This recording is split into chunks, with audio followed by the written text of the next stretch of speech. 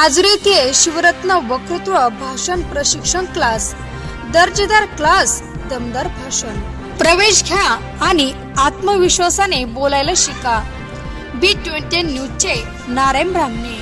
राजुरी येथे शिवरत्न वक्तृत्व भाषण प्रशिक्षण क्लास, दमदार भाषण. प्रवेश घ्या आणि आत्मविश्वासाने बोलायची शिका. कोणत्याही ठिकाणी आणि धाडसाने आणि नेतृत्व कौशल्याने. मग उशीर कशाला करता?